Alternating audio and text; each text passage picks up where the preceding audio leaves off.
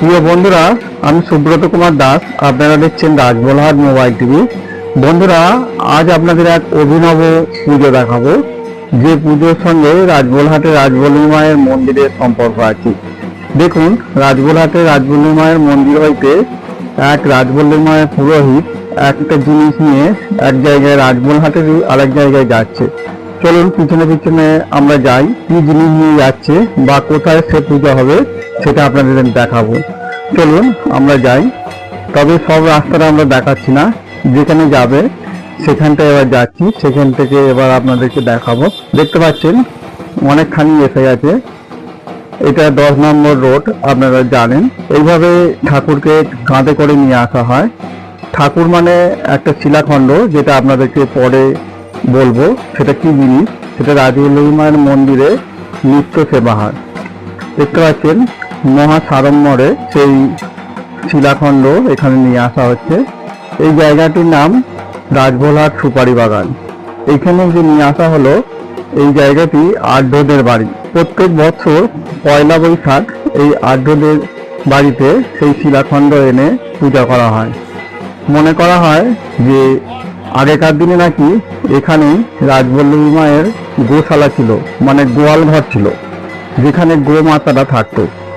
বর্তমানে আর সেসব নাই, হয়তো কোনো কারণে সেই জায়গা বিক্রি হয়ে গেছে, তারপর সেই জায়গা হস্তান্তরিত হয়ে গেছে, কিন্তু সেই যে পূজা সেটা কিন্তু চলে আসছে। দেখুন আপনারা রাজবল্লী মায়ের মন্দিরে, রাজবল্লী মায়ের ঠিক বাম দিকে অনেক কিছু দেবদেবী আছে, যেগুলো আপনারা কোনোদিনই দেখতে পান না, কেননা দরজার সোজাসুজি সেসব দেখতে পাওয়া যায় না। এই যে শিলাখণ্ডটি দেখছেন, অমসৃণ শিলাখণ্ড একটা পাত্রের মধ্যে আছে, এটাই সেই শিলাখণ্ড যেটাকে নিয়ে যাওয়া হয়েছে। এই শিলাখণ্ডটিকে নিত্য দুবেলা পূজা করা হয়। এর নাম ভগবতী। ভগবতী বলা হয়, কিন্তু প্রাচীনকালে এই শিলাখণ্ডটি আদি রাজবল্লভী বলা হতো। বহু প্রাচীনকালে এইসব রাজবলহাটের এইসব এলাকাগুলো নিচু জাতের প্রাধান্য ছিল। এক বাগদি সর্দার এর পূজা করত, তারপর আর এক বাগদি সর্দার শনি ভাঙর এই শিলাখণ্ডের পূজা করত।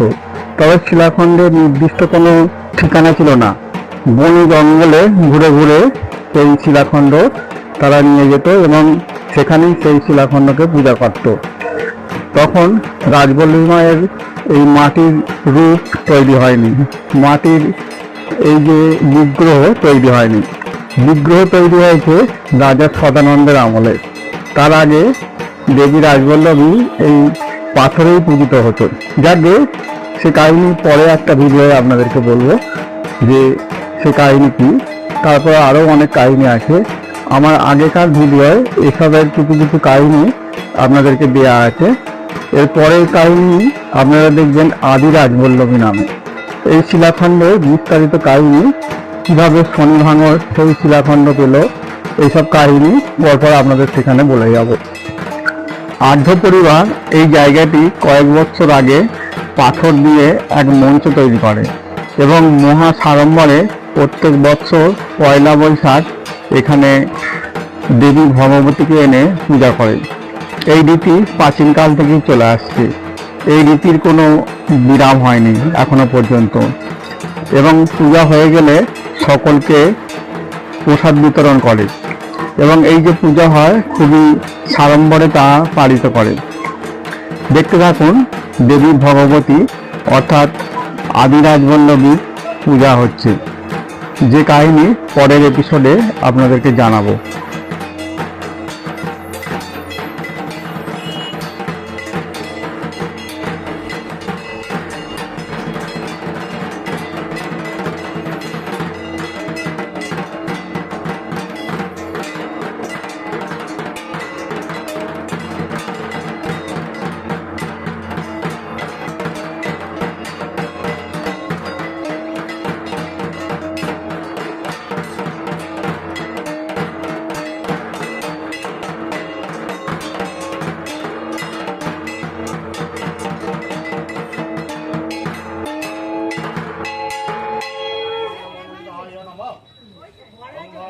এদিকে আসবে নাকি?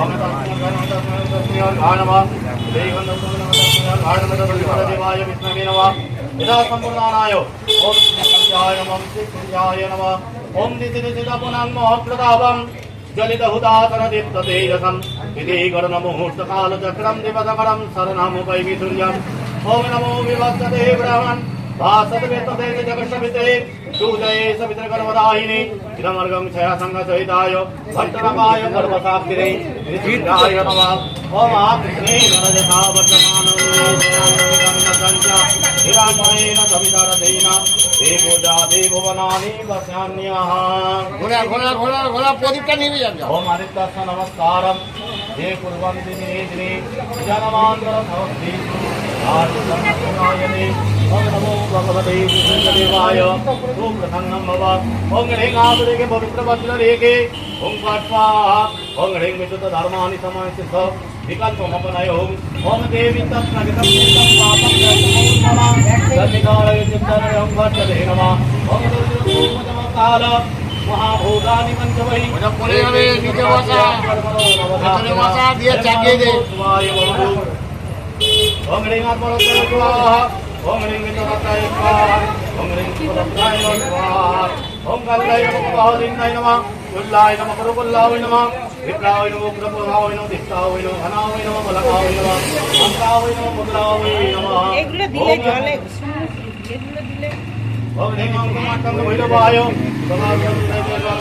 सूर्याय स्वाहा ओम जवाको नमः संगस्य वेयं महादधिं गन्धारिं सर्वभावपतिनं ब्रह्मस्मि दिवाकरम् ओम दुं स्वाहा ओम दुं स्वाहा ओम ददामि समन्वयं दुं जगदाधि दुर्गावै स्वाहा ओम धारभूते चाधे हृदि करे सुरे ध्रुवरे देवी जगद्धात्री नमोस्तुते ओम दैत्यजगलाब्धति नेत्रं निभुजं गुरुं श्वेताम्बर परिधानं शीतमल्लानुलेपनं वरामय परमकान्तं करुणामय विग्रहं वामे उत्पलधारिणा शक्तालिखित विग्रहं वीराननं सुप्रसन्नं सदकाविष्टदायकं श्री गुरवे नमः गुरवे नमः सदक्षिणविषयं गुरवे नमः विश्ववेदाहरितरता